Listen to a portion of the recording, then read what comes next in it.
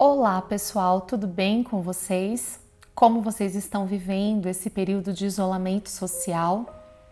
Espero que vocês tenham tido a oportunidade de aprender e evoluir, né? Este momento ele requer não só o cuidado que nós temos que ter com a nossa saúde física, mas principalmente a capacidade de gerenciar as nossas emoções.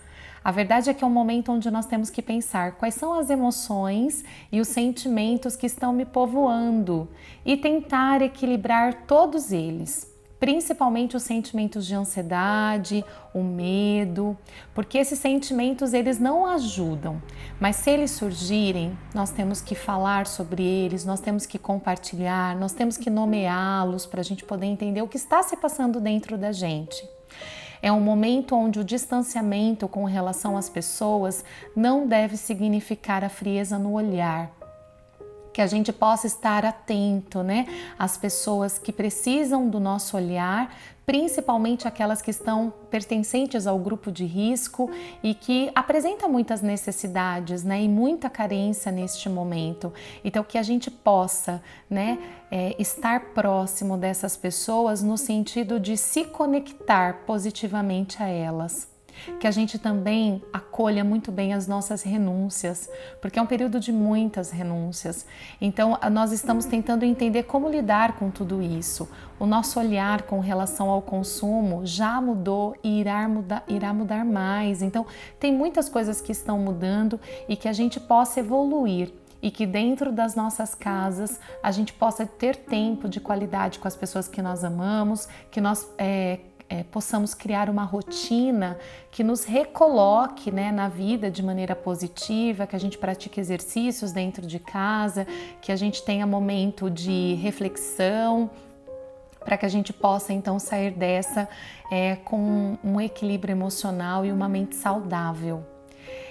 Antes de começar então o vídeo de hoje, para você que está gostando do meu canal, não esqueça de se inscrever, já deixa o seu like e compartilhe, principalmente com as pessoas que precisam de uma palavra positiva, de uma palavra de entusiasmo e que se sintam motivadas por vídeos assim. Nos últimos tempos eu tenho me colocado a fazer esses vídeos simplesmente porque eu tenho um desejo muito grande em servir, em poder ajudar. Eu espero, embora o mundo seja muito grande, ser um mundo de alguém. Então eu tenho me sentido muito feliz e muito realizada em poder externar algumas palavras a vocês, principalmente quando elas vêm em minha mente, eu já me coloco a sentar para poder gravar para vocês. O que nós vamos falar hoje? Eu gostaria de falar sobre fracasso. Você já pensou como o fracasso nos ensina? E aí pela manhã eu estava pensando que existem pessoas que fogem do fracasso, que nunca sentiram de fato fracasso, embora estejam configuradas numa situação de fracassadas. E aí eu comecei a pensar quantas pessoas não começam, né, um projeto ou alguma determinação que gostariam, ou começam e param no meio do caminho com muito medo de fracassar ou com medo do que os outros vão pensar.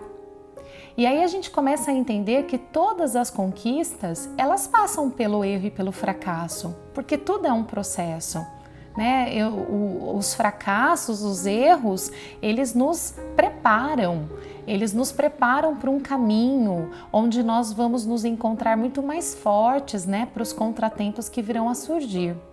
Eu costumo dizer que pessoas orgulhosas, elas não tentam, pessoas orgulhosas, elas desistem, porque pessoas orgulhosas, elas não querem se comprometer com as suas derrotas para alcançar as suas vitórias.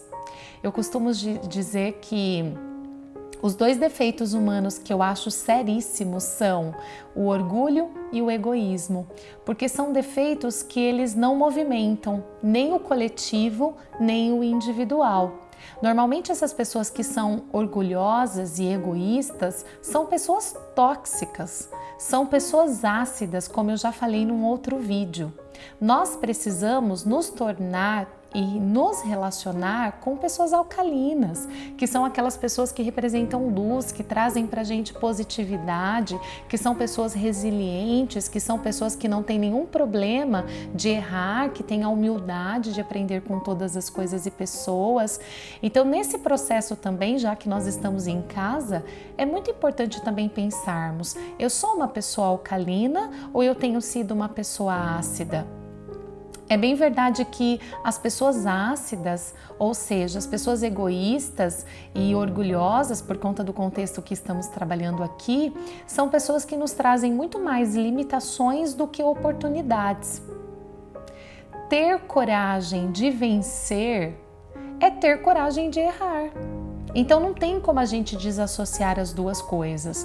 É a mesma coisa que eu dizer, bom, gente, ter coragem de viver uma vida digna é ter coragem para vencer de maneira digna também, mas é ter coragem para errar, porque tudo isso faz parte das nossas vitórias.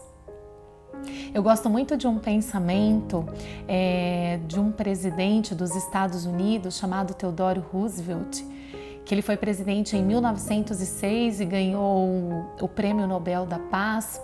Ele fala muito sobre essa questão da gente ser proativo diante da vida, da gente não desistir.